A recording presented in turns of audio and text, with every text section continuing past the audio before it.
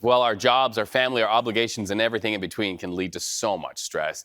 In fact, our own Amanda Harry spotlighted one way people tried to release that stress after the election.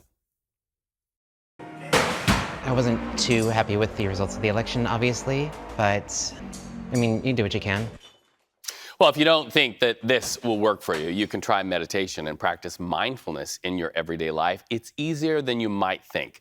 So joining me now is Sarah McLean, my good friend, who is a mindfulness and meditation teacher, not only in California, but all over the world. Sarah, I always tell my friends, if Sarah could name drop, she could really drop a lot of big names of people that you teach to meditate. But you don't do it. That's just who you are. So we're talking about simple, easy, everyday meditation. One of our viewers wrote in and said, but I just can't get my mind to shut off. What would you say to that viewer? Well, I would say it's the nature of your mind to think, just like it's the nature of your eyes to see. You know, you can't shut your mind off by thinking about not thinking. We know that. So we have to work with the mind. Right. And to have a successful meditation practice is not to deny the mind doing what the mind does. And that is when you're meditating, when you're trying to quiet yourself, you got to meet those thoughts, right? What do you do when you are in meditation, you're quieting yourself and your mind is doing what I like to call the monkey mind? I'm borrowing that from an ancient tradition. Right. Well, we do have to deal with our mind because it's going to insist that we stop meditating or that there's something much more important we should be doing, whether it's to check our email or get a glass of water. But the truth is that when we give our mind something to hang on to, an anchor for our attention, it really helps us to refocus again and again once we notice the mind is wandering. We have about 60,000 thoughts a day, about one thought every 2 seconds. So it's nearly impossible not to think, but we can redirect our attention, whether it's to the breath, to a word you're saying silently to yourself, or to a body sensation. I love that, Sarah. Okay, so how do we start just a simple, easy, everyday meditation practice and just get in the habit for the new year, new you?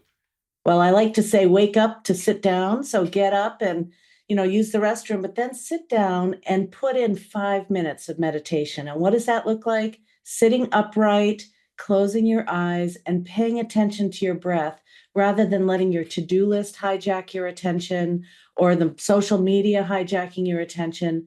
You become in charge of your attention for the first 5 minutes of the day. Makes you much more responsive, a lot less reactive. And you could even start with a few long, slow, deep breaths, which help to activate the vagus nerve, which is really in charge of keeping you relaxed. Right. Even that slow breath count is so important. 1, 2, 3, 4, 5. Hold it for 5 seconds. Exhale for 5 seconds. Make a space in your home for meditation. Why is it important to have a space in your home that's just dedicated to this practice?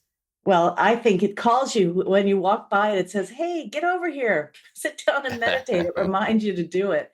And, we all want to be relaxed, happy, healthy, relatively awake and aware to whatever is in front of us. And this helps us by taking that inward stroke of meditation. It helps us to be much more engaged. And the word is mindful, which means paying attention to what we're doing while we're doing it, so that we don't have that partial attention that most people do have now, where they're multitasking and not really present.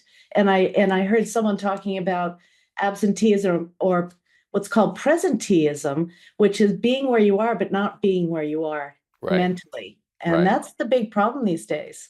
Yeah. Well, Sarah McLean, it's a lovely opportunity to talk to you and let our viewers get to know you. Where can people go if they want to learn more about you, even learning how to meditate or even become a meditation teacher? Ooh, well, those are great questions. But you can check me out on YouTube, of course, or go to my website. It's McLeanmeditation.com. All right. Love you dearly, friend. Thank you so much. And just so you know, I meditated for 10 minutes this morning at 4 a.m. There you go. I did it. Have a good day. Good job.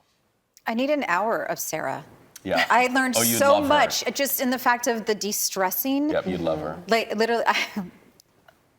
Yeah. Do you know where she formed her meditation practice? She went into a Buddhist monastery, and one of her first assignments was peeling potatoes. And she was like, having to peel a potato, but she learned mindfulness, just feeling the potato in your hand, doing that process, the repetitive process. So anything you do out there today can draw you into your center, even if you're peeling a potato or forecasting. Or forecasting, yeah. I just wish it was a nicer forecast I can work with, so at least it'd be like pleasant for all of us.